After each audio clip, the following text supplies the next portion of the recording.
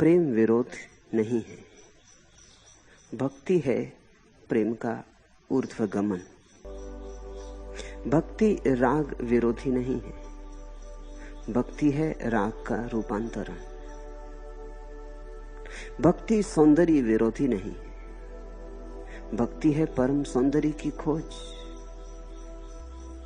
भक्ति प्रिय से तुम्हें तोड़ती नहीं, परम प्रिय से जोड़ती है। इस बात को पहले ध्यान में ले लें। ये भक्ति की अपूर्व दशा है। भक्ति कहती नहीं छोड़ो प्रेम, भक्ति कहती है प्रेम को बढ़ाओ। छोटे प्रेम को जाने दो, बड़े प्रेम को बुलाओ। भक्ति वियोग नहीं सिखाती, योग नहीं सिखाती, वैराग्य नहीं, तप तपश्चर्या नहीं। भक्ति सिखाती है कैसे प्रिय के रंग में रंग जाओ।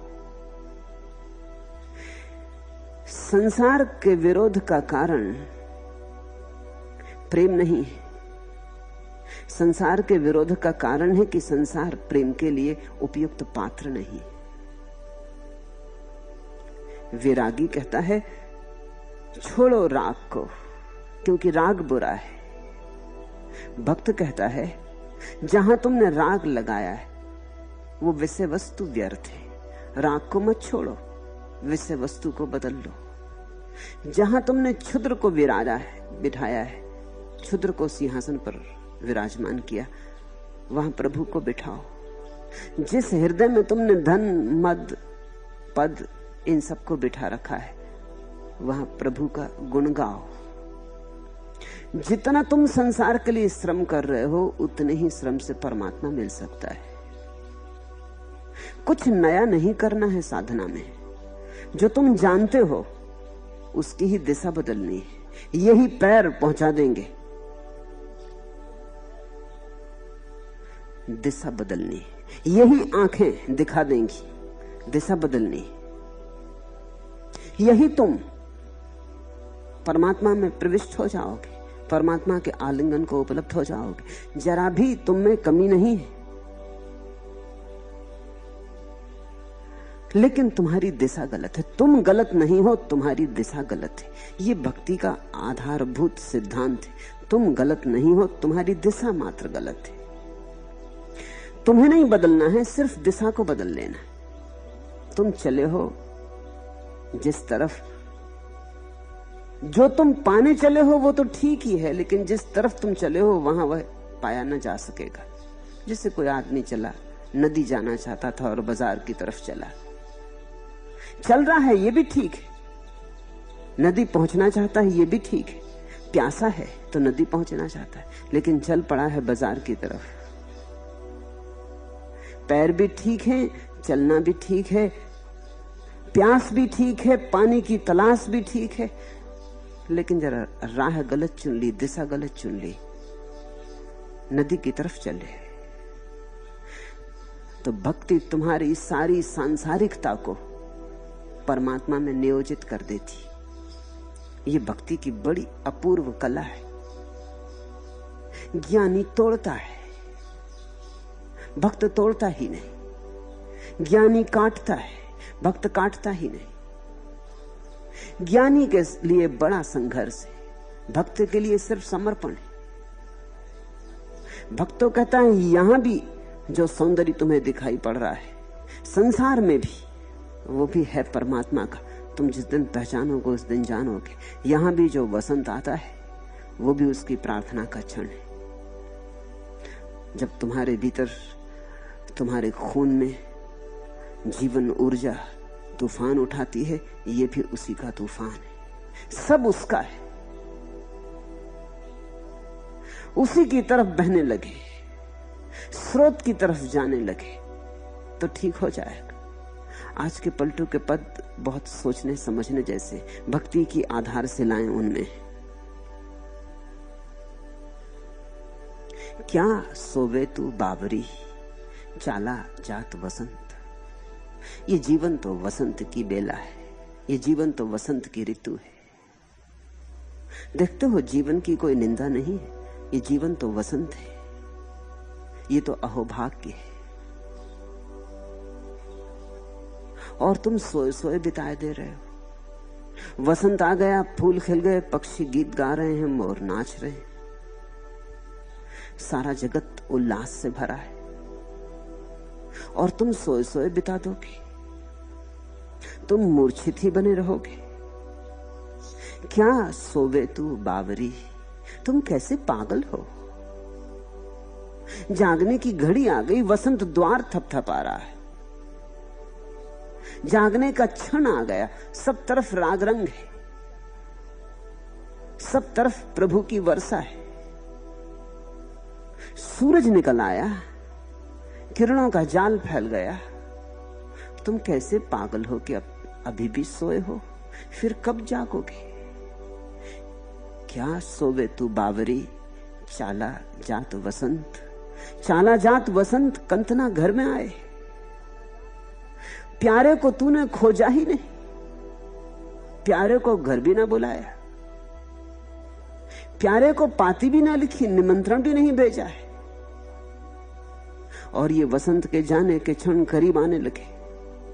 ये जीवन अभी है, अभी खो जाएगा। ये जीवन सदा तो नहीं रहेगा, आता है चला जाता है, क्षण भंगुर है।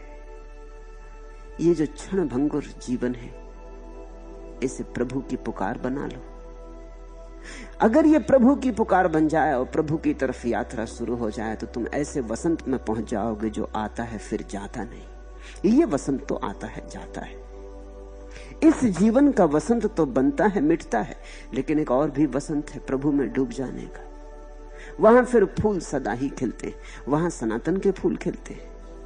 एस धम्मो सनातनो, जिसको बुद्ध कहते हैं शाश्वत सनातन, जो कभी नहीं मुरझाता, उसके फूल खिलते हैं, उस धर्म के फूल खिलते हैं। यहां तो निश्चित ही समय के जगत में, समय की व्यवस्था में जो भी पैदा होता मर जाता। वसंत भी आया और गया। आया भी नहीं कि जाने की तैयारी शुरू हो जाती। सुबह हुई और सांझ होने लगी, जन्म हुआ और मृत्यु होने लगी। मिले नहीं कि बिछुड़ने की घड़ी आने लगी। ये वसंत तो थोड़ी देर को है, ये द्वार जरा सी देर को खुलता है, लेकिन इस द्वार का जो सदुपयोग कर ले तो वो परम वसंत को उपलब्ध हो जाए। क्या सोवे तू बावरी, चाला जात वसंत, चाला जात वसंत कंतना घर में आए। और भी प्रेमी के बिना ही तुझे रहना पड़ रहा है। स्वामी से मिलन ही ना हुआ, मालिक से कोई संबंध ही ना जुड़ा। साहिब को कब पुकारोगे। उसी परम प्यारे के मिल जाने पर तृप्ति है। यहां भी तुम जो खोज रहे हो, खोज तो उसी को रहे हो। पत्नी में खोजते हो, पति में खोजते हो, कभी सोचा है किसे खोजते हो। ये किसकी खोज चल रही, पति में, पत्नी में, बेटे में, बेटी में, मित्रों में, संबंधों में, परिजनों में, किसकी खोज चल रही। और तुमने ये भी नहीं सोचा, कभी इसकी जांच परख भी नहीं की कि हर बार खोज व्यर्थ हो जाती, हर बार विषाद हाथ लगता है, विफलता हाथ लगती। पत्नी में खोजो, पति में खोजो, तुम जिसे खोज रहे हो वो इतना बड़ा है कि कोई पत्नी उसे तुम्हें न दे पाएगी, और तब तुम अंततः नाराज होगे गरीब पत्नी पर। उसका कोई कसूर भी ना था, तुम्हारी मांग बड़ी थी। घड़े में सागर खोजने चले थे, घड़े का क्या कसूर। पति में परमात्मा को खोजने चले थे, नहीं मिला पति में परमात्मा, तो क्या कसूर पति का। फिर नाराजगी पति पर आती। तुमने देखा पति पत्नी एक दूसरे पे बड़े क्रुद्ध हो जाते, क्योंकि उनको लगता है धोखा दिया गया।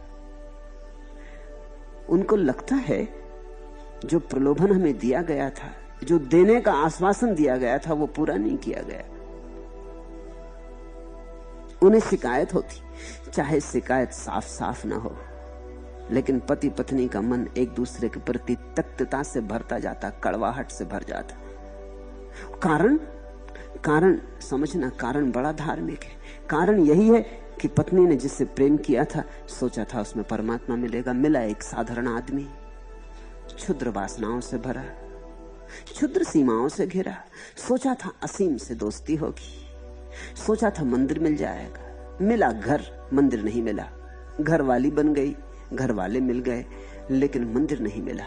और आकांक्षा मन की थी, प्यास तो मन की एक ही है, मंदिर के लिए। शाश्वत को चाहा था, ये क्षणभंगुर मिला, ये अभी है अभी चला। तुमने जिस पत्नी को प्रेम किया था, जिस प्रेयसी को प्रेम किया था, सोचा था इसमें सौंदर्य, परम सौंदर्य मिल जाएगा, तुम तृप्त हो जाओगे, तुम्हारा दिल भर जाएगा। लेकिन धीरे धीरे ये सौंदर्य चला और दिल भरा नहीं। दिल भरने की तो बात दूर रहे, धीरे धीरे ये सौंदर्य, अब सौंदर्य भी दिखाई नहीं पड़ता। जिसको फूल समझ के करीब आए थे उसमें बहुत कांटे मिले।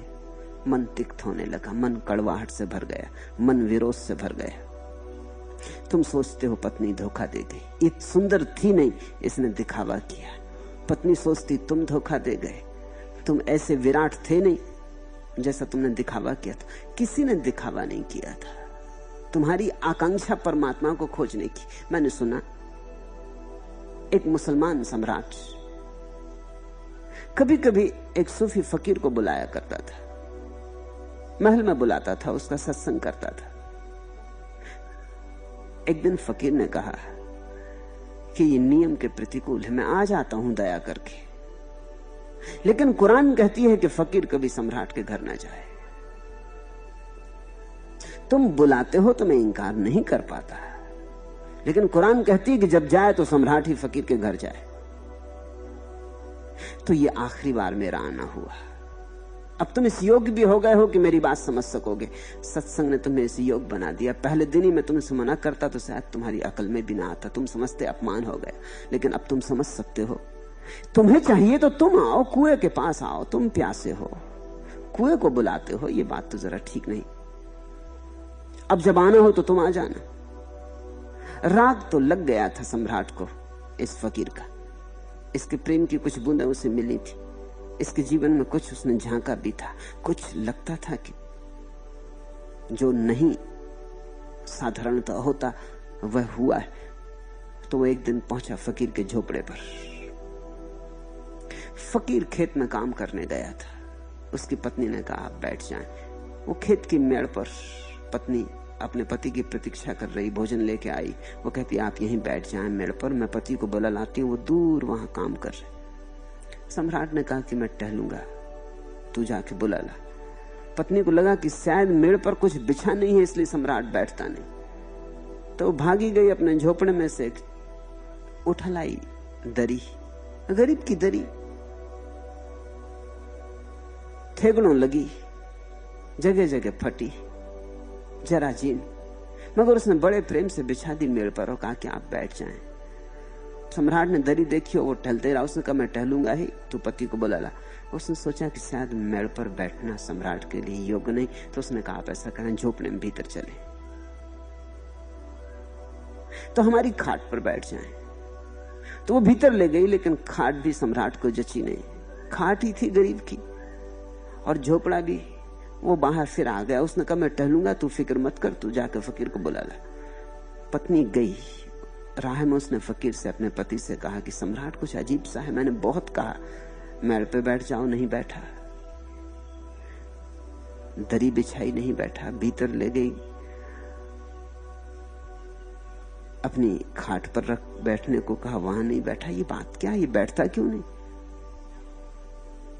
फकीर हंसने लगा। उसने कहा पागल, सम्राट बैठ कैसे सकता है? हमारी दरी भी उसके योग्य नहीं, खेत की मेड़ भी उसके योग्य नहीं, हमारी खाट भी उसके योग्य नहीं। और फिर फकीर हंसने लगा। उसकी पत्नी ने कहा आप हंसते क्यों? उसने कहा यही तो सारे मनुष्य के जीवन की कथा है कि हमारा मन कहीं बैठता नहीं, क्योंकि मन है सम्राट। कभी तुम दुकान पे बिठाना चाहते हो, नहीं बैठता। कभी तुम किसी की देह में बिठाना चाहते हो, नहीं बैठता। ये तो बैठेगा ही नहीं जब तक परमात्मा ना मिले। ये सम्राट है, ये परमात्मा मिले तो ही बैठेगा, और परमात्मा मिल जाता तो ऐसा बैठ जाता है, हिलता ही नहीं, डुलता ही नहीं। सब कंपन खो जाते। कह रहे हैं पलटू, चाला जात वसंत कंतना घर में आए। अभी वो मालिक न तो तुमने बुलाया न घर में आया, और ये वसंत के जाने के दिन भी करीब आ गए। ये पागलपन है, ये पागलपन छोड़ो। धृग जीवन है तोर, कंत बिन दिवस कमाए। और जीवन में अगर कोई भी एक पाप हो सकता है तो यही है कि उस परम प्यारे के बिना कोई जीवन बिताए। धृग है जीवन तोर, तेरा जीवन व्यर्थ है, व्यथा, किसी मूल्य का नहीं, निरर्थक। अभागा है तू, क्योंकि और कोई दुर्भाग्य नहीं है जगत में बिना परमात्मा के जीवन बिताना। ये ऐसे ही जिन्हें बिना जो रोशनी का दिया, ऐसा ही। ये ऐसा ही है जैसे कि गर्मी में सूख गई सरिता, रेत ही रेत का पाट है, जल की जरा भी धार नहीं। ये ऐसा ही है जैसे एक मरुस्थल, जहां न कभी वृक्ष उगते, न फूल लगते, न पक्षी गीत गाते, जहां वसंत कभी आता ही नहीं। परमात्मा के बिना जीवन रस विहीन, रसो वैसा। परमात्मा रस रूप है, उसे बुलाओगे तो रस लिप्त हो जाओगे। उसके बिना सूखे सूखे ही रहोगे। उसके बिना आंखें गीली न होंगी, न हृदय गीला होगा। उसके बिना गीत नहीं उठेगा, उसके बिना समाधि नहीं, उसके बिना समाधान नहीं। और ख्याल रखना, ये जो परमात्मा का प्रेम है, ये तुम्हारे सांसारिक प्रेम के विपरीत नहीं है, इससे ऊपर जरूर है, इसके विपरीत नहीं है। ये संसार के प्रेम में भी तुम इसलिए पड़ गए हो कि परमात्मा की तुम्हें तलाश, टटोल रहे हो। जैसे एक अंधा आदमी अंधेरे कमरे से बाहर निकलना चाहता तो टटोलता, हाथ से टटोलता या लकड़ी से टटोलता, कभी दीवार टटोलता, कभी खिड़की टटोलता, कभी कुर्सी टटोलता। रास्ता खोज रहा है, दरवाजा खोज रहा है। दरवाजा खोजना चाहता है इसीलिए टटोलता है। तुम्हारा जो सांसारिक प्रेम है वो परमात्मा के लिए ही तुम्हारा टटोलना है। कभी स्त्री को टटोलते, कभी पुरुष को टटोलते, कभी पति को, कभी पत्नी को, कभी बेटे को, कभी मित्र को, कभी यहाँ वहां, लेकिन तुम टटोल परमात्मा के लिए रहे हो। कभी तुम्हारी टटोलती हुई लकड़ी दीवार से लगती तो तुम थोड़ी देर बाद हट जाते क्योंकि यहाँ तो दीवार है। कभी कुर्सी से टकराती तो तुम हट जाते क्योंकि यहाँ तो कुर्सी है। ऐसे ही धीरे धीरे सारे संसार में टटोलने के बाद दरवाजा मिलता है। ये संसार परमात्मा की खोज का ही अंग है। जमजमा साज का पायल के छनाके की तरह, बेहतर अज सोर से ताकुसो अजाहें साकी। भक्तों ने कहा है कि अजान की आवाज और शंख की आवाज, इससे भी ज्यादा प्यारी आवाज है संगीत की, प्रेम की, रस की। जमजमा साज का पायल के छनाके की तरह, वो जो पायल की छनकार है उसमें जो संगीत है वो कहीं ज्यादा मूल्यवान है अजान रूखी सुखी अजान से। वो जो पायल की छन छन है वो कहीं ज्यादा रसिक है, ज्यादा जीवंत है मंदिर के शंख की सूखी साखी आवाज के मुकाबले। क्यों? क्योंकि मंदिर के शंख की आवाज जीवन रहित है और अजान भी जीवन रहित है। तुम जिस जीवन में जो खोज रहे हो, तुमने अपने बेटे को जिस नजर से देखा है, या अपनी बेटी को, या अपने भाई को, या अपनी प्रेयसी को, तुमने जिस प्रेम की नजर से अपनी प्रेयसी को देखा है वही नजर काम आएगी, उसमें ही असली बात छिपी। ऐसा समझो कि एक मंदिर में तुम खड़े हो और आग लग जाए और तुम्हारा बेटा भी मंदिर में, तो तुम मूर्ति बचाओगे कृष्ण की कि अपने बेटे को बचाओगे? मूर्ति को तुम छोड़ जाओगे, भाग जाओगे, बेटे को लेकर बाहर निकल जाओगे। पता चल जाएगा वहां की असलियत कहां थी। मूर्ति में इतना कोई लगाव थोड़ी था, मूर्ति तो मूर्ति थी, बेटा असली था। वहां प्रेम है, वहां असली संगीत है प्रेम का। भक्त कहते हैं इसी प्रेम के संगीत को ऊपर उठाना है, इसी को ऊर्ध्वगामी करना है, इसी को परमात्मा की तरफ लगाना है। शंखों की आवाज से काम नहीं होगा, हृदय की आवाज, अजान से काम नहीं होगा। ये जो प्रेम का तुम्हारे भीतर छोटा सा झरना है, इसी को बहाना है, यही बह बह के किसी दिन सागर तक पहुंचेगा।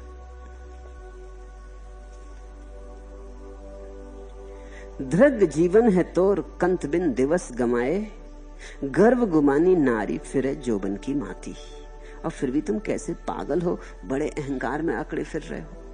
गर्व गुमानी नारी फिरे जोबन की माती, और अपने यौवन पे बड़े इतरा रहे हो, अपने बल पर, अपनी शक्ति पर, अपने सौंदर्य पर, अपने रूप पर, अपने रंग पर बड़े अकड़ रहे हो। और तुम्हें ये पता नहीं है, चाला जात वसंत, ये तो चला, ये तो जा ही रहा है, ये तो तुम्हें पता भी नहीं चलेगा, सोए सोए निकल जाएगा, ये कब हाथ से निकल जाएगा तुम्हें पता नहीं चलेगा। इस पे तुम इतने गर्वाओ मत, इस क्षण भंगुर पर इतने मत अकड़ो। गर्व गुमानी नारी फिरे जोबन की माथी। भक्तों के लिए तो सभी स्त्रियां हैं, पुरुष तो एक परमात्मा है, इसलिए नारी। गर्व गुमानी नारी फिरे जोबन की माथी। तुम अपनी अकड़ में ही, यौवन की, सौंदर्य की अकड़, रूप की अकड़, इसमें ही मदमाते फिर रहे हो। यही शराब पिए, यही नशा तुम पर चढ़ा है। खसम रहा है रूठ, नहीं तू पटवे पाती। और इस अकड़ की वजह से तुम्हें एक बात दिखाई नहीं पड़ रही कि तुम्हारा असली स्वामी रूठा बैठा है और उसे तुम अभी तक मना भी नहीं पाए। तुम्हारा ये गर्व बाधा बन रहा है। गर्व के कारण तुम परमात्मा को नहीं राजी कर पा रहे हो, मना पा रहे हो। गर्व के कारण तुम परमात्मा को नहीं बुला पा रहे हो, और बुलाओ तो ही वह आए। खसम रहा है रूठ, नहीं तू पटवे पाती। थोड़ा सोचो तो, तुम परमात्मा को न लुभा पाए तो तुमने जो भी किया बेकार गया। उस प्यारे को लुभा लिया, उसकी आंख तुम्हारी आंख में पड़ गई, उसका हाथ तुम्हारे हाथ में आ गया, तो तुम सफल हुए। एक ही सफलता है, बस एकमात्र सफलता है जीवन में, और एक ही धन्यता है, जिस दिन तुम सफल हो जाते हो परमात्मा को अपने भीतर बुलाने में। उसके पहले सब असफलता ही असफलता है। तुम लाख अपने को समझा लो कि धन मेरे पास है, देखो सफल हो गया, कि पद मेरे पास है कि सफल हो गया। ये धोखे, ये सब धोखे मौत तोड़ देगी। जब वसंत जाएगा तब तुम अचानक पाओगे सूख गई देह, झड़ गए हरे पत्ते, फूल अब नहीं खिलते, पक्षी अब डेरा भी नहीं डालते, अब न कोई गीत है न कोई गान है, सब गया, अब बस मौत से ही पहचान है। इसके पहले कि मौत तुम में घर बना ले, तुम अमृत से संबंध जोड़ लो। गर्व गुमानी नारी फिरे जोबन की माती, खसम रहा है रूठ नहीं तू पटवे पाती। लगे न तेरो चित्त कंत को ना ही मनावे। और तेरा चित्त भी नहीं लग रहा, ये भी सच है। चित्त लगे भी कैसे, लगे भी तो कैसे लगे। सम्राट बैठेगा तो उसके योग्य आसन चाहिए, और तुम्हारा चित्त भी परमात्मा के पहले कहीं लग नहीं सकता है, वहीं बैठता है। बस ये चित्त का पंछी वहीं बैठता है, और कोई जगह नहीं बैठता, इसे और कोई जगह सुहाती नहीं। कभी तुम कहते हो इस ढेर पे बैठ जा, धन का ढेर, मगर ये उसे कचरा है। कभी तुम कहते हो पद पे बैठ जा, ये भी उसके लिए कचरा है।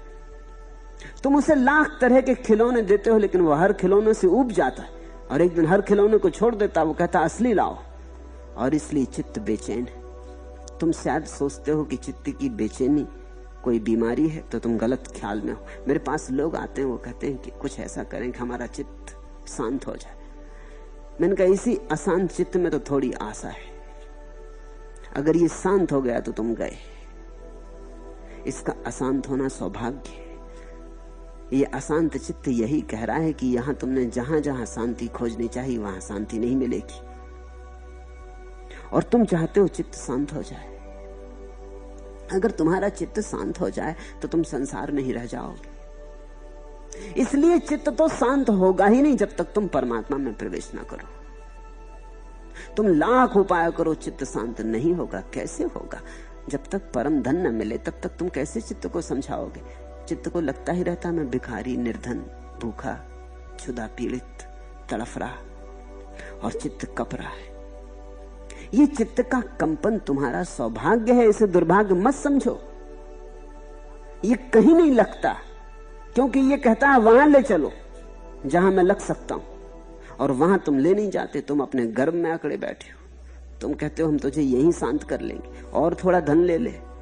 तुमने चित्त को कोई छोटा बच्चा समझा जिसको तुम समझा रहे हो कि चल और आइसक्रीम ले ले, ये खिलौना ले ले, चल बाजार से कुछ मिठाई दिलवा दे।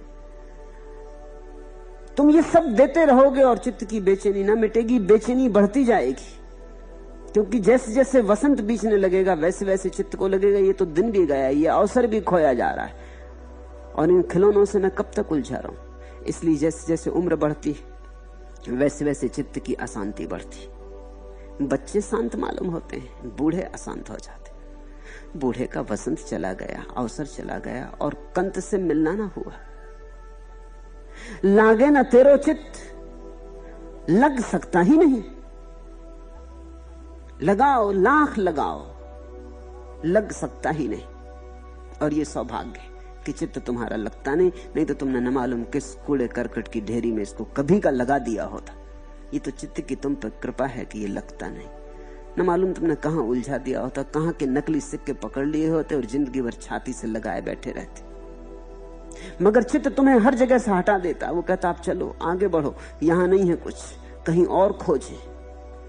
चित्त की बेचैनी का अर्थ है कि खोजना कहीं और होगा। ये खोज ठीक जगह नहीं चल रही है, और जैसे ही तुम ठीक जगह खोजने लगोगे तुम अचानक पाओगे चित्त शांत होने लगा। लोग कहते हैं कि चित्त शांत हो जाए तो तुम परमात्मा में पहुंच जाओगे। मैं तुमसे कहता हूं तुम परमात्मा की तरफ पहुंचने लगो तो चित्त शांत हो जाए। लोगों ने तुमसे कहा है कि चित्त को शांत कर लो तो तुम परमात्मा में पहुंच जाओगे। मैं तुमसे यह कहना चाहता हूं कि तुम परमात्मा की तरफ चलने भर लगो और चित्त शांत होने लगेगा। चित्त शांत हो ही नहीं सकता परमात्मा की तरफ चले बिना। उसकी तरफ चलने से ही शीतलता बढ़ती है, उसकी तरफ चलने से ही बेचैनी अपने आप कम होने लगती है, उसकी तरफ चलने से ही भीतर भरोसा आने लगता है कि अब ठीक दिशा मिली, अब घर की तरफ चले। लगे न तेरो चित्त कंत को ना ही मनावे। इधर चित्त भी तेरा नहीं लग रहा है, किसका लग रहा है? तुमने किसी का संसार में चित्त को लगते देखा? जिनके पास बहुत धन है, जिनके पास बहुत पद है, तुम सोचते हो उनका चित्त लग रहा है? वो इतने ही उखड़े हैं जितने तुम उखड़े हो, शायद तुमसे ज्यादा उखड़े, क्योंकि उन्होंने अपना सारा वसंत तो धन को इकट्ठा करने में लगा दिया और चित्त शांत नहीं हुआ। अब उनकी बेचैनी तुम समझ ना सकोगे। वो विक्षिप्त हुए जा रहे हैं, उनको कुछ समझ में नहीं आ रहा कि अब क्या करें क्या ना करें। कंत को ना ही मनावे, लेकिन अकड़ के मारे तुम परमात्मा की तरफ भी नहीं जाते हो। चित्त भी बेचैन है, सब तरह की विक्षिप्तता इकट्ठी हो गई है। एक क्षण को रस नहीं है, एक क्षण को सुख की छाया नहीं मिलती। भागे जाते हो धूप ही धूप, आपादापी, महत्वाकांक्षा, और इकट्ठा, इतना कर लिया उससे कुछ नहीं मिला। एक मित्र मेरे पास आए, वो कहने लगे कि जब मैं युवा था तब मैंने तय किया था कि जिस दिन मेरे पास 10 लाख रुपए हो जाएंगे उसी दिन सब आपाधापी छोड़ छाड़ के शांति से बैठ रहूंगा। बस अब थोड़ी ही देर और है, 5 लाख मेरे पास हो गए। गरीब आदमी के घर पैदा हुए, 5 लाख बड़ी बात है उनको इकट्ठा कर लेना, बड़ी मुश्किल से इकट्ठे किए। थोड़ी देर और है, एक 2, 4, 5 साल की बात है। अब पैसा मेरे पास है, 5 को 10 करने में कठिनाई ना होगी। ये 5 असली कठिन बात थी। अब 5 को दुगलाने ना सरल पड़ेगा। बस फिर तो मैं भी संन्यास्त होके बैठ जाऊंगा। मैंने उनसे पूछा, एक बात तो मुझे कहो, 5 लाख मिले, आधी तो संपत्ति मिल गई जितनी तुम चाहते थे, आधा चैन मिला, आधी शांति मिली। वो कहने लगे, शांति मिलने की पूछते हैं? जो थी थोड़ी बहुत वो भी चली गई। तो मैंने कहा, ये भी तो सोचो कि 10 के मिलते मिलते ये जो थोड़ी बहुत समझ बची है मेरे पास आने की कि तुम यहां तक आ गए, ये भी चली जाएगी। 5 लाख मिलने में जो थोड़ी बहुत शांति थी वो चली गई। 10 लाख मिलते मिलते तक होश रहेगा? पगला तो ना जाओगे? वो कुछ सोचने लगे और कहा कि आपकी बात ठीक मालूम पड़ती, सोचता हूं तो ठीक मालूम पड़ती, इतना पागल मैं पहले नहीं था। जब से ये 5 हो गए तब से सो भी नहीं सकता, दिन रात गिनती चल रही और वो 10 का नशा चढ़ा हुआ है। इसलिए भारत में हम धन के नशे को धन मद कहते, पद के नशे को पद मद कहते। मद यानी नशा, मदिरा। अंग्रेजी में जो शब्द मैड वो संस्कृत के मद शब्द से बना है। मद एकमात्र पागलपन है। तो मैंने उनसे कहा अभी तो तुम्हें थोड़ा होश है, चलो तुम यहां आ गए, 5 साल 10 साल बाद जब तुम्हारे पास 10 लाख हो जाएंगे, तुम्हें मेरी याद रहेगी, तुम इस तरफ आओगे? वो कहने लगे पक्का नहीं कह सकता, हालत मेरी खराब है। सच तो यह है कि 10 लाख होने तक मैं बच भी सकूंगा, ये भी मुझे संदेह लगता है, क्योंकि मैं बहुत परेशान हुआ जा रहा हूं। तो फिर मैंने कहा जब 5 से इतनी मुसीबत हो गई तब इसको 10 किस लिए करना चाहते हो? मगर गर्व, वो बोले कि नहीं, एक दफा तय कर लिया था कि 10 तो करके रहूंगा, तो करके तो रहूंगा। आदमी कभी कभी ऐसी दिशाओं में भी चलता जाता है जिनमें कुछ भी नहीं पाता, लेकिन एक अहंकार, लगे न तेरो चित्त कंत को नहीं मनावे, और फिर भी अकड़ के बस प्रभु को मनाने की तरफ कोई चेष्टा भी नहीं हो रही। कापर करे सिंगार, सुनते हो, कापर करे सिंगार, फूल की सेज बिछावे। फिर किसके लिए श्रृंगार करती और फिर किसके लिए फूलों की सेज बिछाती, जब परमात्मा को मनाने का ही, मनाने के लायक भी विनम्रता नहीं है, तो किसके लिए श्रृंगार और किसके लिए फूलों की सेज सजाती, ये किसके लिए मंदिर बनाती, ये किसके लिए दीप जलाती? कापर करे सिंगार, तुम किसके लिए सज रहे हो? हां, मंदिर जाने के लिए सज रहे हो तो ही तुम्हारे सजने का कोई मूल्य है। प्रभु को रिझाने चले हो तो ही तुम्हारा कोई मूल्य है। मैंने सुना है अकबर ने तानसेन को एक बार कहा कि तुम्हारा संगीत अपूर्व है, मैं सोच भी नहीं सकता कि इससे श्रेष्ठ संगीत कहीं हो सकता है या कोई इससे श्रेष्ठ संगीत पैदा कर सकेगा। लेकिन एक प्रश्न मेरे मन में बार बार उठाता है कि तुमने किसी से सीखा होगा, तुम्हारा कोई गुरु होगा। अगर तुम्हारे गुरु जीवित हो तो एक बार उनका संगीत सुनना चाहता हूं, उन्हें दरबार बुलाओ। तानसेन ने कहा ये जरा कठिन बात है, गुरु मेरे जीवित है, लेकिन उन्हें बुलाना मुश्किल है। वे फकीर आदमी, फकीर हरिदास उनके गुरु थे। वे गाते हैं अपनी मौत से, बजाते हैं अपनी मौत से, क्योंकि वो आदमियों के लिए नहीं बजाते और आदमियों के लिए नहीं गाते, वो परमात्मा के लिए गाते, वो परमात्मा के लिए बजाते। तो जब उनकी मौज होती तब, और दरबार में तो उनको न लाया जा सकेगा। फरमाइश पर तो वो गाते ही नहीं, गा ही नहीं सकते। वो कहते परमात्मा करे फरमाइश तब मैं गाता हूं। इसलिए जरा मुश्किल है, आप चलने को राजी न होंगे, उन्हें लाया नहीं जा सकता। और ये भी कुछ पक्का नहीं है कि वो कब गाएं, रोज उनका कुछ बंधा हुआ नियम नहीं है। प्रार्थना के कहीं बंधे हुए नियम हो सकते हैं, प्रेम के कहीं बंधे हुए नियम हो सकते हैं। प्रेम तो सब नियम तोड़ के बहता है। प्रेम तो बाढ़ की तरह है, कूल किनारे सब तोड़ देता है। तो कभी वो 2 बजे रात उठाते हैं और गाते रहते हैं, घंटों बीत जाते हैं, सूरज निकल आता है, दोपहर हो जाती और मस्त नाचते रहते। और कभी 2-4 दिन सन्नाटा ही रहता, उनके झोपड़े पर कोई स्वर नहीं उठता। कभी शून्य का नैवेद्य चढ़ाते परमात्मा को, कभी संगीत का चढ़ाते। मगर ये सब अनिश्चित है। हरिदास स्वतंत्र वृत्ति के स्वच्छंद है, सन्यासी है। सन्यासी का अर्थ होता है स्वच्छंद, जो अपने भीतर के छंद से जीता हो। अकबर ने कहा कि तुमने मुझे और लुभा दिया, सुनना तो होगा ही, कुछ भी उपाय हो तुम पता लगाओ। मैं आधी रात भी चलने को राजी हूं। लेकिन तानसेन ने कहा एक और आखिरी बात झंझट की है कि अगर कोई पहुंच जाए वो तो क्षण रुक जाते हैं, चुप हो जाते, तो चोरी से सुनना पड़ेगा, झोपड़े के बाहर छिप के सुनना पड़ेगा। हम जब उनके विद्यार्थी भी उनके पास थे तो छिप के ही सुनते थे, हमें सिखाते थे वो तो ठीक था, लेकिन जब वो खुद अपनी मस्ती में अपनी रौ में आते थे तो हमें छिप के सुनना पड़ता था। सामने पहुंच जाओ वो रुक जाते। बात ही गई। तो रात अकबर ने और तानसेन ने 2 बजे रात छिप गए हरिदास के झोपड़े के पास। वो आगरा में यमुना के किनारे रहते थे। 3 बजे रात वो अपूर्व संगीत शुरू हुआ हरिदास का। अकबर डोलने लगा, उसकी आंख से आंसू ही बह जाते। 5 बजे बंद हुआ संगीत। जब वे लौटने लगे महल की तरफ तो अकबर बिल्कुल चुप रहा, कुछ बोला ही नहीं।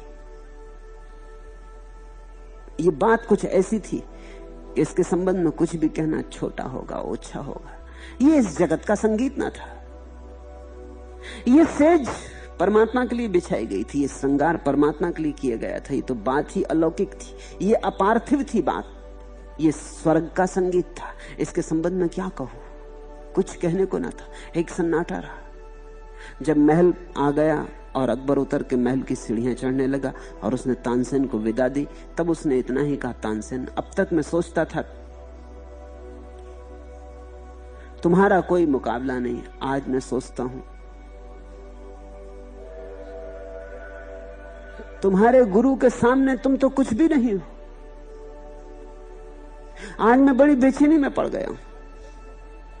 अब तक सोचता था तुम्हारे सामने कोई भी कुछ नहीं है, आज बड़ी मुश्किल हो गई। आज तुम्हें देखता हूं तो तुम्हारा संगीत तो साधारण मालूम पड़ता है। तुम्हारे गुरु के सामने तो तुम कोई भी नहीं हो, कुछ भी नहीं हो।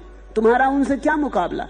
अब तक सोचता था तुम्हारा कोई मुकाबला नहीं, अब सोचता हूं तुम्हारा उनसे क्या मुकाबला। इतना फर्क क्यों है? और जो तुम्हारे गुरु के जीवन में हो सका तुम्हारे जीवन में क्यों नहीं हो पाया? तानसेन ने कहा, कठिन नहीं है मामला, सीधा साफ है। मैं बजाता हूं आपके लिए, मेरे गुरु बजाते परमात्मा के लिए। मैं बजाता हूं कुछ पुरस्कार पाने के लिए, क्षुद्र पुरस्कार, धन पद प्रतिष्ठा। मेरे गुरु बजाते अहोभाव से, किसी पुरस्कार को पाने के लिए नहीं। मैं बजाता हूं कुछ पाने के लिए, मेरे गुरु बजाते हैं क्योंकि उन्होंने कुछ पा लिया है। उस पाने से बजना उठता है। मैं तो भिखारी हूं, वे सम्राट हैं। जिस दिन तुम परमात्मा के लिए श्रृंगार करोगे, उसके लिए फूलों की सेज सजाओगे, उसी दिन तुम्हारे जीवन में आनंद, उसी दिन तुम्हारे जीवन में संगीत, उसी दिन तुम्हारे जीवन में अर्थ। उसके पहले तो सब व्यर्थता है। कापर करे श्रृंगार, फूल की सेज बिछावे। और कहते पलटूदास की लोगों को मैं देखता हूं बड़ा श्रृंगार कर रहे हैं, बड़ी फूलों की सेज सजा रहे हैं, मकान बना रहे हैं, व्यवस्थाएं जुटा रहे हैं। किस लिए, किसके लिए? कापर करे श्रृंगार, फूल की सेज बिछावे। किसको रिझाने के लिए ये आयोजन चल रहा है? और यहां हाथ से वसंत निकला जा रहा है। पलटू ऋतु भरी खेल ले, फिर पाछे फिर पछतावे अंत। क्या सोवे तू बावरी, चाला जात वसंत। पलटू ऋतु भरी खेली ले। ये जो छोटा सा क्षण मिला है, ये जो जीवन मिला है, इसको रस से मदमत, प्रभु के प्रेम में मस्त खेल ले, नाच ले, क्रीड़ा कर ले। ये जो इसने दिया है उसी के चरणों में समर्पित कर दे। पलटू ऋतु भर खेल ले, फिर पछतावे अंत।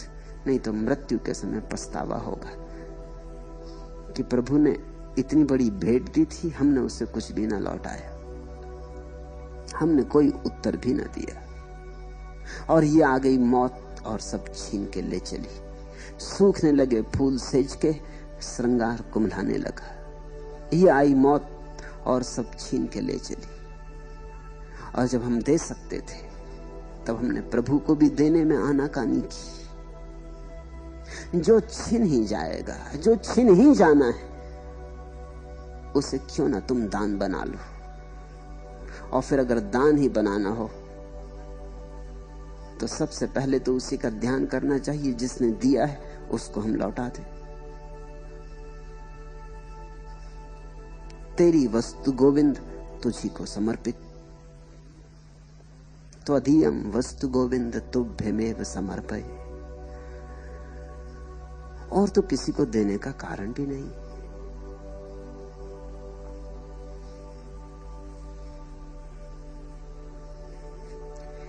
है नींद सुहागिन वंदनी परदेसी पी की बाहों में। ओ मेरे सपनों के सृष्टा और ओ मेरी जागृति के दृष्टा, क्या ज्ञात नहीं मेरी सीमित साधे हैं तेरी चाहों में। ओ मेरे मोहन परदेसी, तेरी राधा वलकल वेसी, आशा का दीप लिए बैठी है पलछिन तेरी राहों में। इन श्वासों का ताना बाना, रुक जाए नहीं आना जाना, युग से पल बीत रहे मेरे, मैं डूब रही हूं आहों में।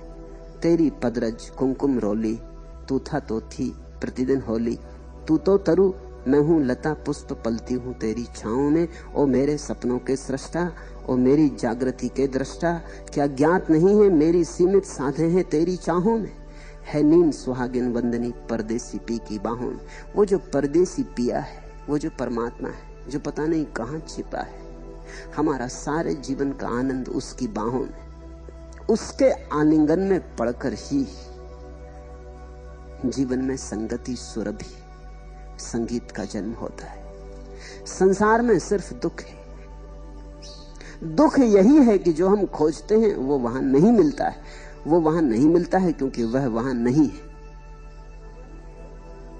हमारी खोज ठीक, हमारी आकांक्षा ठीक, हमारी दिशा भ्रांत है। लेकिन हम बड़े अकड़े, हम बड़े गर्व से भरे, हम कहते हैं मैं और मेरी दिशा कैसे गलत हो सकती, सिद्ध करके रहूंगा। माना दूसरे हार गए होंगे और सिकंदर हार गए होंगे, लेकिन मैं सिद्ध करके रहूंगा कि मिलता है। सारी मनुष्य जाति की कथा क्या है? जिन्होंने भी बाहर खोजा अब तक कुछ भी नहीं पाया। जिन्होंने बाहर खोजा खाली हाथ रहे, खाली हाथ गए। निरपवाद रूप से बाहर खोजने वाले थके हारे पराजित हुए। बाहर खोजने वालों में कोई कभी जिन और विजेता नहीं हुआ। पराजय वहां भाग्य, पराजय वहां नियति है। एक मनुष्य ने भी कभी बाहर खोजकर यह नहीं कहा कि मुझे मिला। इससे बड़ा और कोई वैज्ञानिक सत्य हो सकता है? निरपवाद। किस बात को वैज्ञानिक कहते हो? वैज्ञानिक उस बात को कहते हैं जिसमें कोई अपवाद ना हो। जब भी पानी गर्म करो 100 डिग्री पर ही भाप बने, कभी 99 पे बन जाए, कभी 101 डिग्री पे बने, तो ये फिर विज्ञान का नियम ना रहा। अपवाद आ जाए तो नियम टूट गया। 100 डिग्री पर ही बने, फिर चाहे तिब्बत में गर्म करो, चाहे चीन में, चाहे मंगोलिया में, कहीं गर्म करो, 100 डिग्री पर ही भाप बने। जब ये हजारों प्रयोग करके देख लिए जाते हैं और पाया जाता हर बार 100 डिग्री पर ही भाप बनता, तो नियम निर्धारित हो जाता। निरपवाद है तो नियम बन जाता है। लेकिन इससे बड़ी निरपवाद कोई व्यवस्था नहीं है मनुष्य जाति के इतिहास में, क्योंकि ये प्रयोग अरबों खरबों लोगों ने किया है कि हम संसार में सुख पालें, और नहीं मिलता। लेकिन फिर भी हर आदमी इस अहंकार से भरा हुआ पैदा होता है कि औरों को न मिला होगा। मैं निरपवाद नियम को तोड़ के बताऊंगा, मैं अपवाद होकर सिद्ध रहूंगा, मैं दिखाऊंगा कि मुझे मिलता है। ये एक पहलू। दूसरा पहलू यह कि जिन्होंने भी भीतर खोजा उन सभी को मिला है, वो भी निरपवाद। कोई महावीर, कोई मोहम्मद, कोई कृष्ण, कोई क्राइस्ट, कोई रैदास, कोई पलटू, कोई नानक, कोई कबीर, जो भी भीतर गया है उसे मिला है। ऐसा कभी नहीं हुआ कि कोई भीतर गया हो और उसने कहा हो मुझे नहीं मिला। ये दूसरा पहलू उसी नियम का। ये तो दोनों तरफ से कसौटी हो चुकी है इस नियम की कि भीतर ही मिलता है, बाहर नहीं मिलता। लेकिन फिर भी आदमी का अहंकार अपूर्व रूप से अंधा है। वो कहता है किसी को अब तक न मिला होगा, मैं एक कोशिश करके और देख लूं। असंभव कोशिश हार ही जाती, फिर हमारे हाथ में केवल अभिनय रह जाता है। सत्य तो हाथ में नहीं आता, संसार अभिनय है।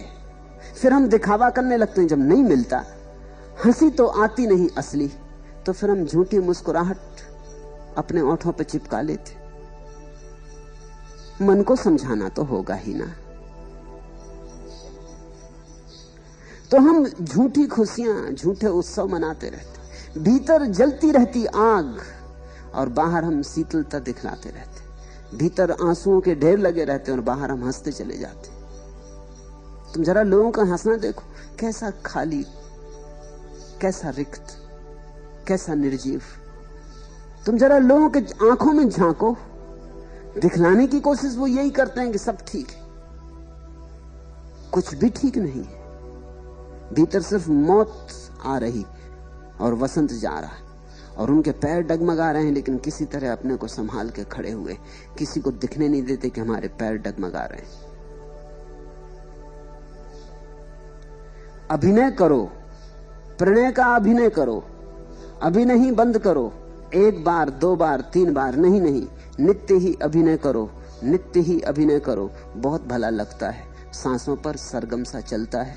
क्या बुरा है यदि ऐसे ही प्राणों को छला जाए, यूं ही सहज सरल जीवन क्रम चलता चला जाए। मगर क्या खाक सहज है यहाँ, क्या सरल है। फिर धीरे धीरे अभिनय की श्रृंखला ही रह जाती। बताते रहो जो नहीं है। भीतर निर्धन रहो, बाहर धन दिखलाते रहो। भीतर अज्ञानी रहो, बाहर ज्ञान दिखलाते रहो। भीतर संताप और बाहर दिखलाते रहो कि सब ठीक है, तुम बड़े प्रसन्न हो। ऐसा ये जगत अभिनय से भरा है। इससे बड़ा खतरा होता है। कम से कम छोटे बच्चों को तो बड़ा धोखा हो जाता। बच्चों को ही धोखा होता है। फिर बच्चे बड़ी उम्र के भी हुए तो भी कुछ फर्क नहीं पड़ता। बच्चों को ही धोखा होता है। धोखा ही बच्चों को हो सकता है। तुमको भी धोखा होता है कि सब लोग इतने प्रसन्न चले जा रहे हैं, देखो कितने लोग आनंदित हैं, मैं ही एक दुखी। ये हर एक का अनुभव, प्रत्येक ऐसा ही सोचता है कि मैं ही अकेला दुखी है। प्रभु मुझे ही क्यों दुखी बनाया है? सारी दुनिया इतनी खुश मालूम हो रही, रंगरेलियां चल रही, लोग हाथों में हाथ डाले जा रहे, गीत गा रहे, नाच रहे, सारी दुनिया इतनी प्रसन्न है, मैं ही क्यों दुखी हूं? ये सभी का भीतरी अनुभव है कि मैं ही क्यों दुखी हूं। लेकिन दूसरे तो प्रसन्न दिखाई पड़ते हैं, तो ऐसा लगता है कोई अन्याय किया गया तुम्हारे साथ। यहां कोई भी प्रसन्न नहीं है। यहां जितने तुम दुखी हो उतने ही सभी दुखी हैं। यहां ऊपर ऊपर के भेद होंगे, भीतर की दुख की ढेरियां उतनी की उतनी ही, कोई अंतर नहीं।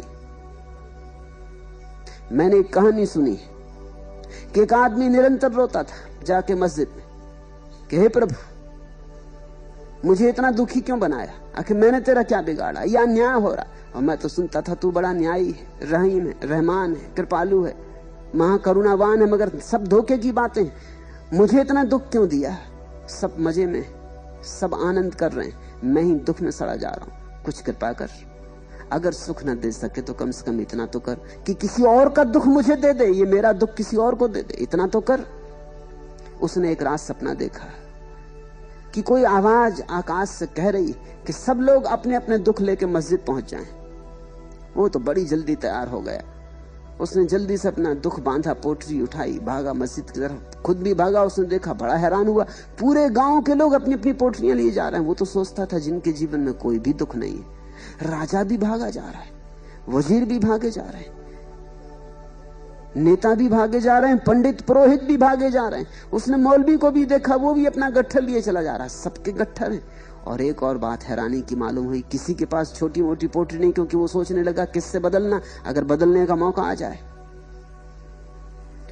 मगर सब बड़ी बड़ी पोटलियां लिए हुए। ये तो पोटलियां कभी दिखाई भी नहीं पड़ी थी उसको। अभिनय चलता है। मस्जिद में पहुंच गए, बड़ा उत्तेजित, सारे लोग उत्तेजित हैं कि कुछ होने वाला है। और फिर एक आवाज हुई कि सब लोग मस्जिद की खूंटियों पर अपनी अपनी पोटलियां टांग दें। सबने जल्दी से टांगनी, सभी छुटकारा पाना चाहते। और फिर एक आवाज हुई कि अब जिसको जिसकी पोटली चुननी हो चुन ले, बदल ले। और वो आदमी भागा और सारे लोग भागे। मगर चकित होने की बात तो ये थी कि उस आदमी ने भाग के अपनी पोटली फिर से उठा ली कि कोई दूसरा ना उठा ले, और यही हालत सबकी थी, सबने अपनी अपनी उठा ली। वो बड़ा हैरान हुआ, लेकिन अब बात उसके ख्याल में आ गई, उसने अपनी क्यों उठाई। सोचा कि अपने दुख कम से कम परिचित तो हैं, दूसरे का बड़ा पोटला, पता नहीं इसके भीतर क्या हो। अपने दुख कम से कम जाने माने तो हैं, उनके साथ जीते तो रहे हैं जिंदगी भर, धीरे धीरे अभ्यस्त भी हो गए, और अब धीरे धीरे उतना उनसे दुख भी नहीं होता। कांटा गड़ते रहो गड़ते रहो गड़ता रहो तो धीरे धीरे चमड़ी भी मजबूत हो जाती है उस जगह, कांटा गड़ते गड़ते गड़ते फिर चमड़ी में उतना दर्द भी नहीं होता।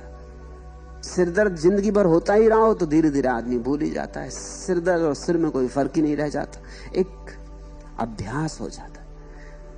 और तब उसे समझ में आया कि सबने अपने अपने उठा लिए, सब डर गए कि कहीं दूसरे का ना उठाना पड़े, पता नहीं दूसरे की अपरिचित पोटली भीतर कौन से सांप बिच्छू समाये हो।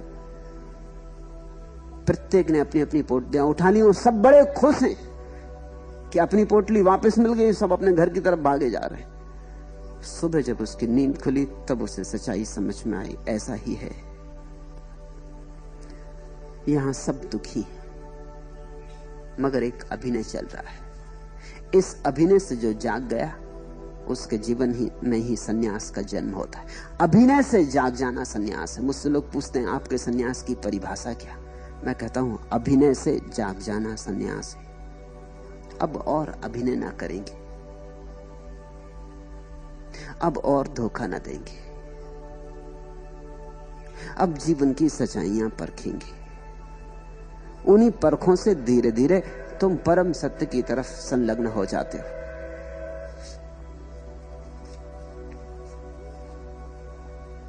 ज्यों ज्यों सूखे ताल है त्यों त्यों मीन मलिन। वसंत बीतने लगा, अब तालाब सूखने लगा, जीवन का तालाब, समय की धारा धीरे धीरे सूखने लगी, आदमी बूढ़ा होने लगा। ज्यों ज्यों सूखे ताल है त्यों त्यों मीन मलिन।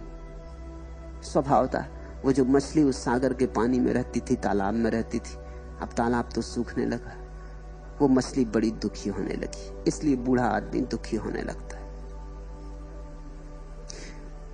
तुम किसी बच्चे को शायद ही दुखी पाओ, तुम किसी बूढ़े को शायद ही सुखी पाओ। अगर बच्चा दुखी मिल जाए तो समझना कि पिछले जन्मों की कमाई है, और अगर बूढ़ा सुखी मिल जाए तो समझना इस जन्म की कमाई है। नहीं तो बच्चे सुखी होते हैं क्योंकि बेहोश, होश ही नहीं, अभी दुख का पता क्या, अभी सीखा नहीं, अभी जीवन का कोई अनुभव नहीं, अभी जिंदगी के बाजार में गए नहीं, लुटे नहीं। अभी लुटेरे तैयारी कर रहे हैं, वो भी तैयार हो रहे हैं कि लुटने की तैयारी हो जाए। और बूढ़े को तुम दुखी ही पाओगे क्योंकि लुट गया, बाजार में लूट लिया गया, कुछ नहीं बचा हाथ में। अगर बूढ़ा प्रसन्न मिल जाए, आनंदित मिल जाए तो समझना संत है, और बच्चा अगर दुखी मिल जाए तो समझना कि संत है। क्योंकि बच्चे के दुख का एक ही मतलब हो सकता है कि पिछले जन्मों का अनुभव नहीं भूला, और बूढ़े के सुख का एक ही मतलब हो सकता है कि परमात्मा से संबंध जुड़ गया। ज्यों ज्यों सूखे ताल है त्यों त्यों मीन मलिन। मछली बड़ी दुखी हो रही, तालाब सूखने लगा। त्यों त्यों मीन मलिन, जेठ में सूख्यो पानी, और वो मौत आने लगी जेठ जैसी। जेठ का महीना आने लगा, घबराहट बढ़ने लगी, तालाब का जल उड़ने लगा, वाष्पीभूत होने लगा। अभी था रोज रोज नहीं होने लगा। ऐसे ही तो उम्र एक दिन उड़ जाती, पता भी नहीं चलता कब हाथ से निकल गई। ज्यों ज्यों मीन मलिन, जेठ में सूख्यो पानी, तीनों पन गए बीत, भजन का मरम न जानी। बचपन बीता, जवानी बीती, अब ये बुढ़ापा भी बीतने लगा, ये आखिरी जल की धार भी उड़ने लगी, अब मीन के मरने का क्षण आने लगा। तीनों पन गए बीत, भजन का मरम न जानी। और जीवन में जानने योग बस एक ही बात थी, भजन का मरम, भक्ति का अर्थ, भक्ति का अनुभव। क्योंकि मर्म जानने का और कोई उपाय नहीं। मर्म जानना हो तो अनुभव में उतरना पड़े, भाव में उतरना पड़े। भक्ति तो शुद्ध अनुभव की बात है। तो जीवन बीत गया और भजन आया नहीं। वसंत चला गया, और तुम सोए रहे। क्या सोवे तू बावरी, चाला जात वसंत, चाला जात वसंत कंतना घर में आए। भजन का अर्थ है कंत का आगमन शुरू हुआ, प्रार्थना उठने लगी, अर्चना जगने लगी, उपासना होने लगी। धीरे धीरे अब संसार का ही रटन नहीं होता मन में, अब प्रभु की भी याद आने लगी। जिक्र शुरू हुआ, याददाश्त शुरू हुई, सुरती उठी। तीनों पन गए बीत, भजन का मरम न जानी। कमल गए कुम्हलाए, हंस ने किया पयाना। और इंद्रियों के कमल, आंखें, कान सब कुम्हलाने लगे। वो इंद्रियां जिनको तुमने अब तक जीवन जाना था वो कुम्हलाने लगी। कमल गए कुम्हलाए, हंस ने किया पयाना। और अब हंस के उड़ने का क्षण आने लगा। ये जीव अब जाएगा, पता नहीं कहां, किस अंधकार में, किस लोक में। इसके जाने के लिए कोई तैयारी ना की, क्योंकि भजन का मर्म ही ना जाना। भजन को जान लेते तो आगे की तैयारी हो जाती। मृत्यु के बाद की तैयारी भजन से ही होती। प्रभु को याद किया होता, प्रभु से संबंध जुड़ जाता, तो मृत्यु में गुजरने की पीड़ा ही न झेलनी पड़ती। अमृत से जो जुड़ गया फिर वो मरता नहीं। शरीर तो शांत हो जाता है, लेकिन अमृत से जुड़े गए व्यक्ति को मृत्यु की कोई पीड़ा नहीं होती। कमल गए कुम्हलाए, हंस ने किया पयाना। और हम क्या कर रहे हैं? हमें हंस की तो बिल्कुल फिक्र नहीं। जो आज खिले और कल कुम्हला जाएंगे, इन कमलों की हम बड़ी फिक्र कर रहे हैं। तुम्हें अपनी तो फिक्र नहीं है, लेकिन देह, रंग रूप, इसकी तुम बड़ी चिंता कर रहे हो। आंखों में काजल लगा रहे हो, ओंठों पर लिपस्टिक लगा रहे हो, चेहरों पर रंग रोगन पोत रहे हो, शरीर को सुंदर बनाने की हर तरह की चेष्टा कर रहे हो, हर तरह की चेष्टा चल रही।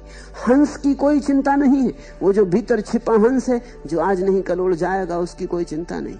और ये सब देह, इसकी सब सजावटें, काजल और लिपस्टिक और पाउडर और देह और वस्त्र, रंग रूप, सब पड़ा रह जाएगा। इस पर तुम सारा जीवन लगा रहे हो। सार की चिंता नहीं, आसार के साथ जीवन व्यय कर रहे हो। कमल गए कुम्हलाए, हंस ने किया पयाना। मीन लिया कोई मारी, और आज नहीं कल मौत का जाल आएगा। कोई भी तो नहीं पहचानता मौत कौन है, इसलिए कहते हैं पलटू मीन लिया कोई मारी। कौन मार जाएगा पता नहीं, कौन जाल फेंक देगा, कौन फांस लेगा। ये मौत कौन है किसी को पता नहीं। हम तो जीवन के रंग में ऐसे रंगे रहते हैं कि मौत का विचार ही कौन करता है। मीन लिया कोई मारी, ठाव ढेला चिरहाना। और अब जो कभी तालाब हुआ करता था, अब सिर्फ मिट्टी के ढेले पड़े रह गए, सब सूख गया। फटी पुरानी दरारें पड़ी, मिट्टी रह गई। ठाव ढेला चिरहाना, जिसको तुमने घर समझा था, जिसको तुमने सब समझा था, वो जल तो उड़ गया। मछलियों को कोई मार के ले गया, हंस ने प्रयाण कर दिया। अब वहां जल के नाम पर एक सूखी तलैया रह गई, जो कभी तलैया थी, और जमीन ढेले रह गए, वो भी तिरके हुए, फटे हुए, दरारें पड़ी। ऐसी ही तो एक दिन देह पड़ी रह जाती, मिट्टी का ढेला। डस्ट अनटू डस्ट, मिट्टी में मिट्टी गिर जाती। मीन लिया कोई मारी, ठाव ढेला चिरहाना। ऐसी मानुष देह, वृथा में जात अनारी। और ये जो मनुष्य की देह, इसे तुम पागलों की तरह, मूढ़ों की तरह व्यर्थ ही गंवाए दे रहे हो। इसके पहले कि देह चली जाए व्यर्थ, तुम देह का सेतु बना लो, इस देह की सीढ़ी बना लो। इस देह की सीढ़ी पे चढ़ जाओ, परमात्मा से संबंध जोड़ लो। ऐसी मानुष देह, वृथा में जात अनारी। भूला कौल करार, आपसे काम बिगारी। ये बड़ा महत्वपूर्ण वचन है, भूला कौल करार। पलटू ये कह रहे हैं कि परमात्मा से वचन दे के आया था कि याद रखूंगा तुम्हें, और भूल ही गया सब आश्वासन। भूला कौल करार, यहां आके भूल ही गए, याद भी नहीं करते, जहां से आए हो वहां की याद भी नहीं करते, जो वचन दे आए हो उसकी याद भी नहीं करते। उस कॉल को, उस करार को पूरा करने की कोई चेष्टा भी नहीं है। चेष्टा तो दूर, याद ही नहीं रखी। वचन दिया था, उसे भंग मत करो।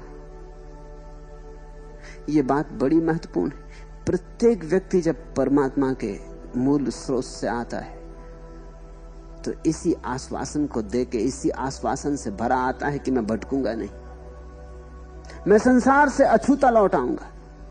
यही तो कबीर ने कहा, ज्यों की त्यों धर दीनी चदरिया, खूब जतन से ओढ़ी रे कबीरा। कबीर ने कौल करार याद रखा, उलझे नहीं, गुजर गए संसार से। ये काजल की कोठरी है मगर अछूते गुजर गए। अपनी आंतरिक शुभ्रता को कायम रखते हुए गुजर गए, ज्यों की त्यों धर दीनी चदरिया। करार याद भी नहीं है, हमें याद ही कुछ नहीं। हम कहां से आए ये याद नहीं, हम कहां जा रहे हैं ये याद नहीं। धर्म का इतना ही अर्थ होता है कि तुम्हें तुम्हारे जीवन के आश्वासनों का, वचनों का स्मरण दिलाया जाए। भूला कौर करार आपसे काम बिगारी, पलटू बरस और मास दिन, पहर घड़ी पल छीन, ज्यों ज्यों सूखे ताल है त्यों त्यों मीन मलिन। और देख, रोज रोज दिन बीतने लगे, बरस और मास दिन, पहर घड़ी पल छीन, एक एक क्षण बीता जाता, ये गागर रीती जाती, जल्दी ही खाली शून्य रह जाएगा। ज्यों ज्यों सूखे ताल है त्यों त्यों मीन मलिन। अब कुछ कर, इसके पहले कि अवसर बिल्कुल ही चला जाए। पलटू ऋतु भर खेली ले, फिर पछतावे अंत, क्या सोवे तू बावरी, चाला जात बसंत। पी को खोजन मैं चली, आप ही गई हीरा है, आप ही गई हीरा है, कवन अब कहे संदेशा। ये तो पलटू ने तुम्हारी दशा कही इन दो पदों में। एक में कि ये वसंत सदा ना रुकेगा, उपयोग करना हो तो कर लो, गीत बनाना हो तो बना लो, नाचना हो तो नाच लो। और अगर नाचो तो और किसी के सामने मत नाचना, प्रभु के सामने नाच लेना। अगर कुछ घर बनाना हो तो प्रभु के हृदय में बना लो। ये दो पद तुमसे कहे। ये भी कहा कि कल पर मत टालते जाना, क्योंकि ताल रोज सूखता जा रहा है, और कब मछुआ आएगा मौत का और मछली को मार लेगा तुम्हें पता भी ना चलेगा। फंस गए जाल में, फिर कुछ भी ना होगा, फिर पछताए होत का, जब चिड़िया चुग गई खेत। ये तीसरा पद अपने संबंध में कहते। पी को खोजन मैं चली, आप ही गई हीरा है। और कहते हैं एक अनूठी बात भी तुम्हें कह दें, मैं खोजने चला लेकिन खोजते खोजते मैं खो गया। ये प्रेम की आखिरी घड़ी है, क्योंकि परमात्मा और तुम एक साथ नहीं हो सकते। एक ही हो सकता, दो नहीं हो सकते। तुम जब तक हो परमात्मा नहीं, जिस दिन परमात्मा है तुम नहीं, तो तुम नहीं हो जाओ तो परमात्मा के होने में सुगमता हो जाती। इसी को कहते हैं निमंत्रण, भजन का मरम। क्या है भजन का मरम? कि तुम अपने को मिटा दो, गला दो, तुम कह दो कि मैं नहीं हूं, तू ही है, तू ही है, तू ही है। तुम धीरे धीरे शून्य होते जाओ। इधर तुम मिटते हो, उधर परमात्मा का अवतरण होने लगता है। इधर तुम बाहर गए, उधर परमात्मा भीतर आया। जगह बहुत थोड़ी है भीतर। प्रेम गली अति सांकरी, तामे दो न समाए। तुम हटो तो परमात्मा आ जाए। पी को खोजन मैं चली, आप ही गई हीराए, आप ही गई हीराए, कवन अब कहे संदेशा। पलटू कहते हैं बड़ी मुश्किल होगी, बड़े संदेश से तय किए थे, बड़ा सोच रखा था, ये कहेंगे, ये कहेंगे, ये कहेंगे। अब कौन कहे संदेशा, कहने वाला भी नहीं बचा। इसलिए प्रार्थना आखिरी घड़ी में मौन हो जाती, कहने को कुछ भी नहीं बचता। आपन गई हीराए, कवन अब कहे संदेशा। रोज ऐसा होता, मेरे सन्यासी रोज आते सांझ मिलने, बड़ा तय करके आते हैं, ये कहेंगे ये कहेंगे ये कहेंगे।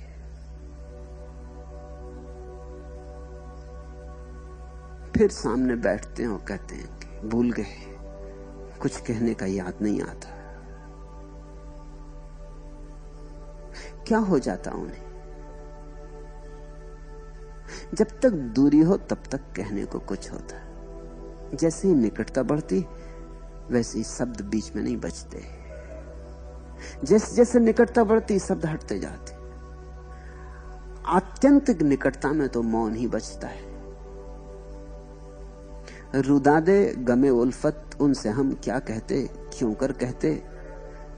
एक हर्फ न निकला ओंठों से और आंख में आंसू आ भी गए।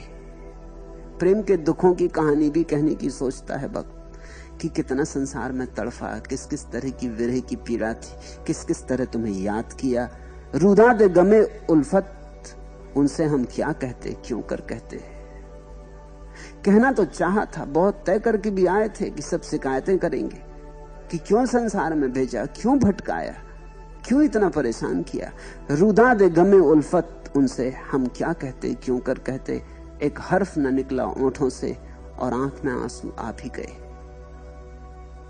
आंसू ही बच रहे थे, और आनंद के आंसू। भूल में मत पड़ना, प्रेम के जगत में दुख के आंसू घटते ही नहीं, आनंद के ही आंसू घटते। प्रेम इतनी बड़ी कीमिया है कि दुख के आंसुओं को भी आनंद के आंसुओं में रूपांतरित कर देती। पी को खोजन में चली, आप ही गई हिराए, आप ही गई हिराए, कवन अब कहे संदेशा। जेकर पी में ध्यान भई वह पी के भेसा। प्यारा वचन है, हीरों से भी तौलो तो ना तुले, ऐसा वचन है। जेकर पी में ध्यान, जिसने उस प्यारे के ध्यान में अपने को डुबाया, जेकर पी में ध्यान भई वह पी के भेसा, वो प्यारा ही हो गया, वो प्यारे के साथ एक हो गया। जिसने उसका ध्यान किया वो वही हो गया। प्रभु को जानते ही प्रभु में हो जाते, प्रभु को जानते ही प्रभु हो जाते।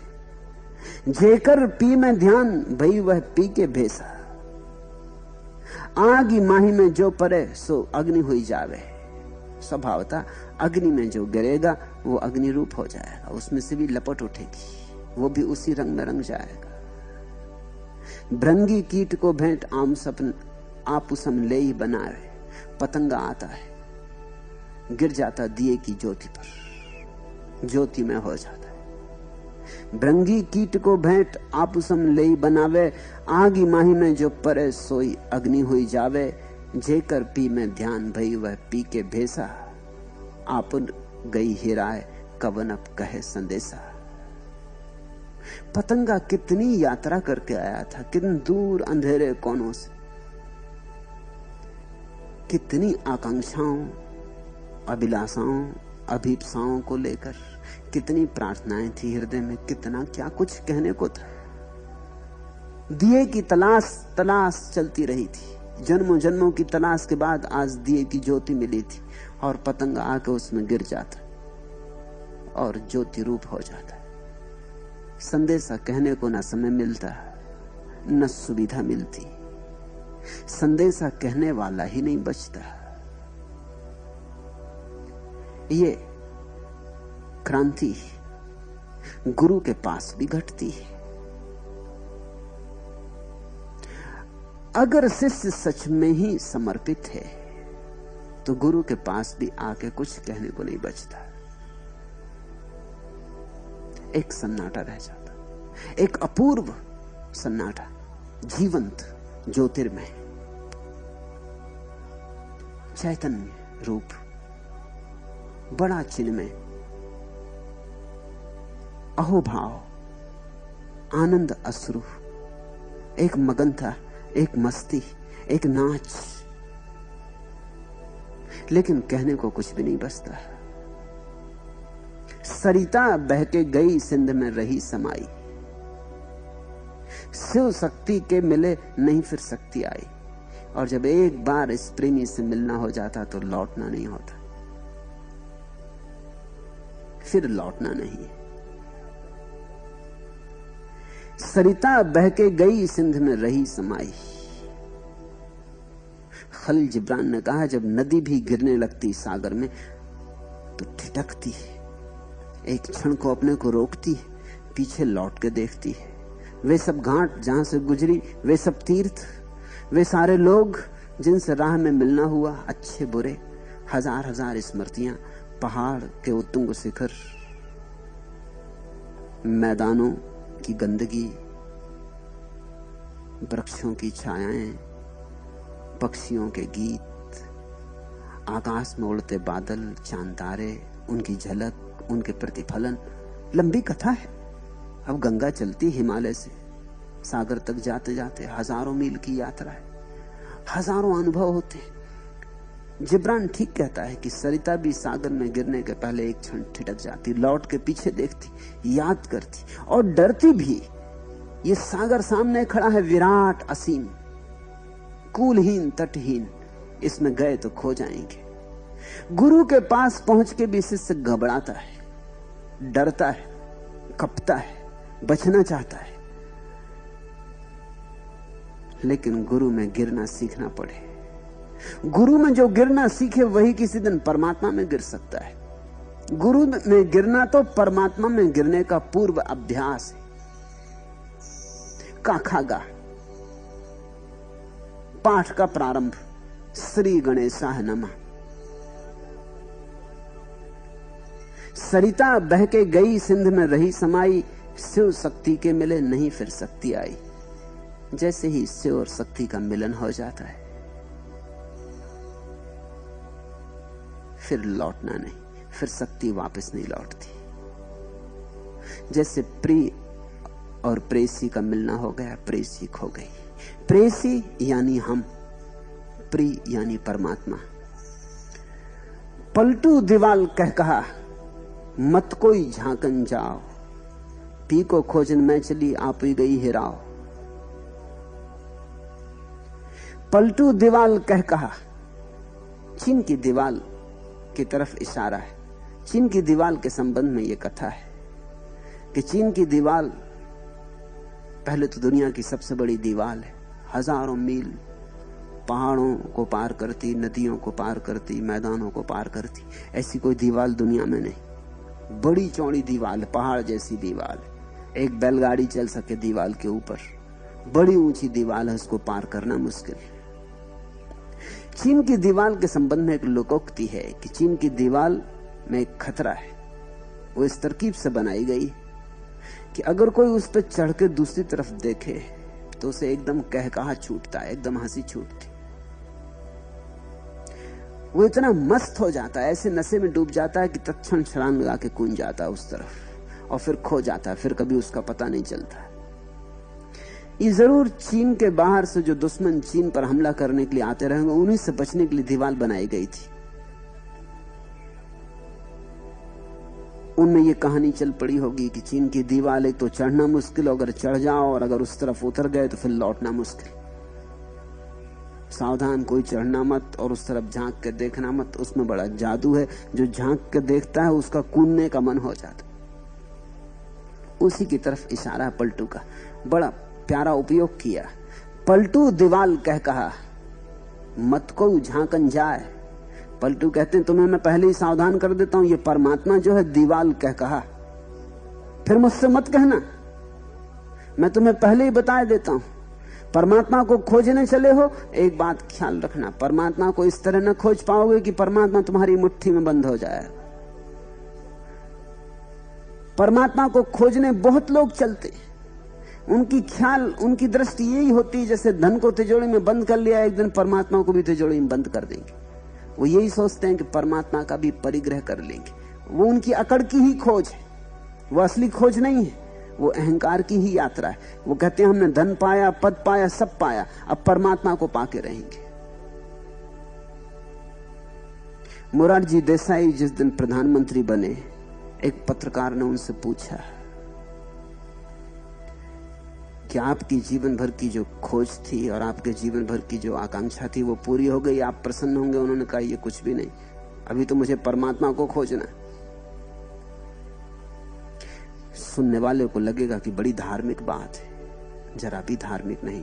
परमात्मा की खोजना है तो ये दिल्ली से परमात्मा की तरफ जाने का कोई रास्ता अनिवार्य से थोड़ी गुजरता है। दिल्ली खोजने की क्या जरूरत, परमात्मा ही खोजना है। अगर तो जितनी मेहनत और जितना श्रम दिल्ली पहुंचने में लगता है, इससे बहुत कम श्रम और बहुत कम मेहनत से आदमी परमात्मा तक पहुंच सकता है। और सच तो यह है कि दिल्ली परमात्मा से ठीक विपरीत दिशा में।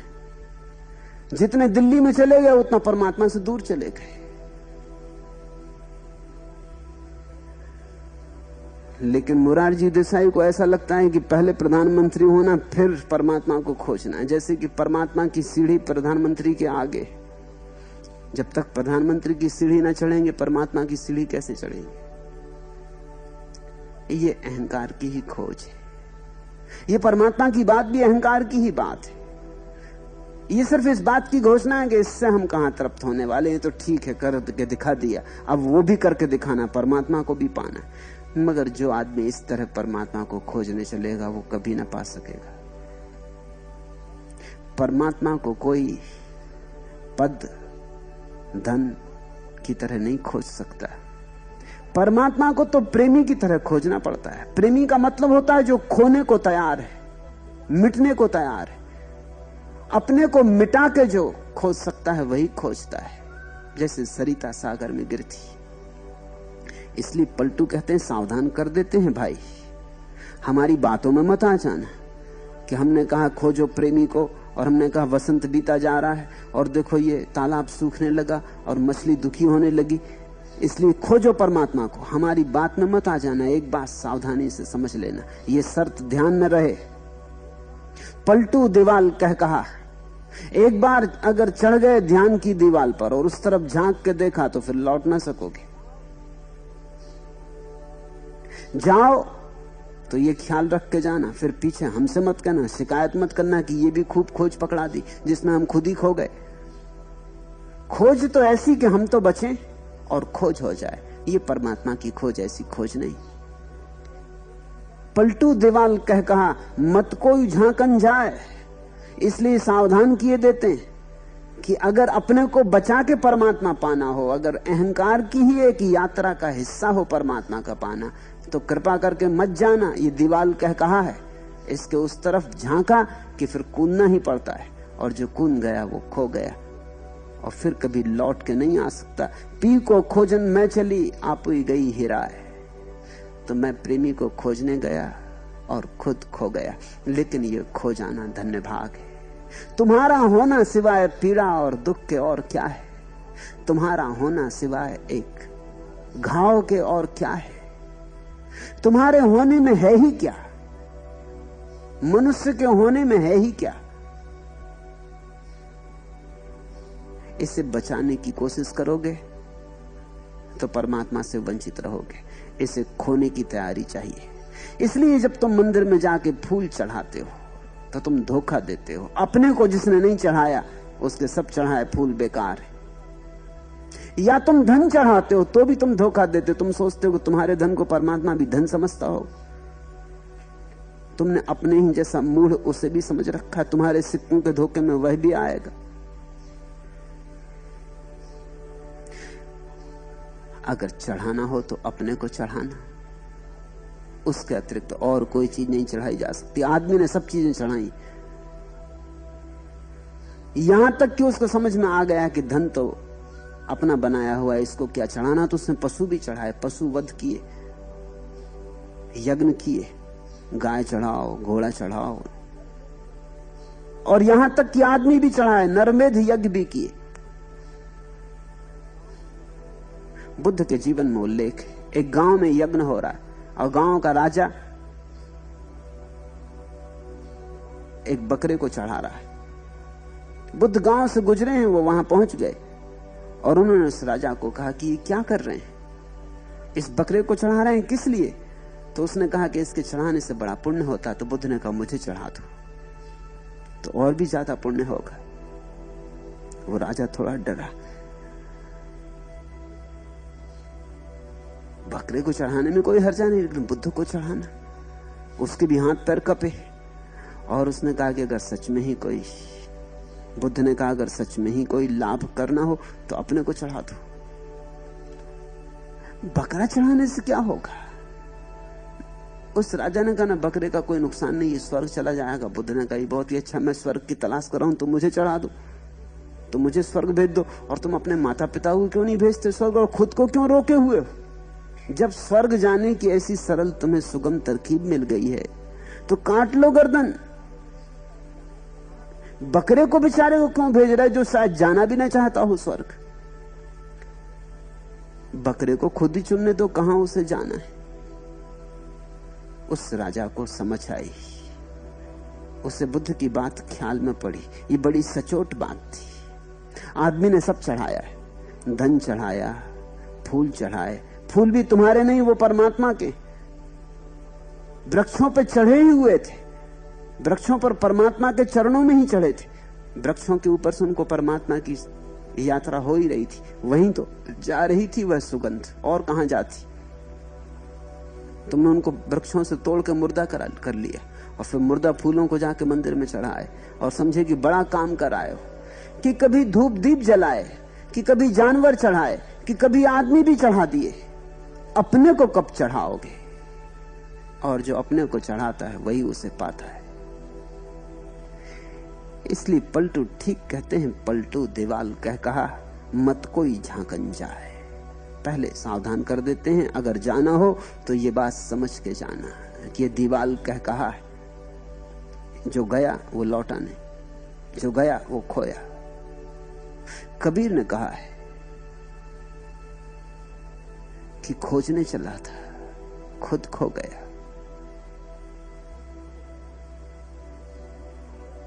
ऐसे खो गया जैसे बूंद सागर में खो जाती, ऐसे खो गया जैसे कि सागर बूंद में खो जाता है।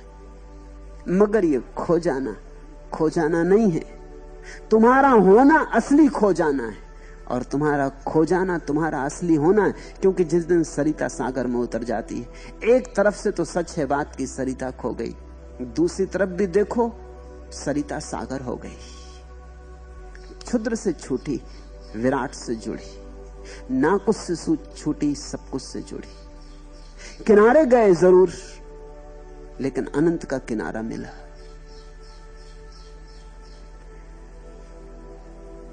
पलटू के इन वचनों को धीरे धीरे पीना, ये शराब जैसे वचन है। इनको पीना, रस ले लेके पीना, चुस्की ले लेके पीना। एक एक वचन तुम्हें तरंगित करेगा, एक एक वचन तुम्हें हिलाएगा, डुलाएगा। तुम्हारे भीतर सोई हुई ऊर्जा धीरे धीरे नृत्य मग्न हो उठेगी, और तुम्हारे भीतर क्या क्या नहीं छिपा है। लेकिन तुम तो बाहर खोजते हो, इसलिए भीतर का पता नहीं चलता है। और तुम्हारे भीतर क्या क्या नहीं छिपा है। तुम्हारे भीतर पूरा परमात्मा बैठा है, लेकिन तुम उसे छोड़कर और सब जगह भागे जाते हो।